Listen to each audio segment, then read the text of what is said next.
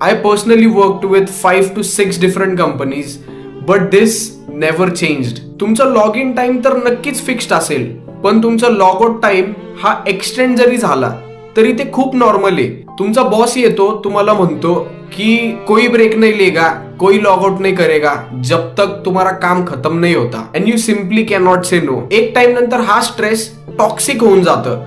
मंडेला तुम्हाला ऑफिसला जाणं म्हणजे तुम्हाला अक्षरशः पाप वाटू लागतं. एकदा तुम्ही जॉईन केलं ना, तुम्ही एका लूप मध्ये फसून जाता. Log in, work, log out and sleep. माझा फेवरेट पार्ट जो मोस्ट ऑफ द लोकांना कधीच समजत नाही आणि ते शेवटपर्यंत त्या लूप मध्येच अडकून असतात, दॅट यू आर रिप्लेसेबल. तर जर तुम्ही डिसाईड केलंय की मी जॉब करणार आहे, मग ती कोणतीही पोझिशन असो, कितीही पॅकेज असो, you need to understand that this is a system that waits for no one, that is answerable to no one.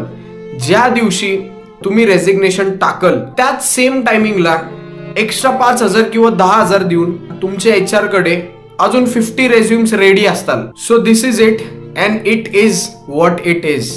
Corporate एक कॉइन आहे ज्याला 2 साइड आहेत. याच्यामध्ये फसून राहण्यामध्ये काही एक पॉइंट नाहीये. त्यामुळे understand your time, your worth, your goals. Don't just run blindly in this process.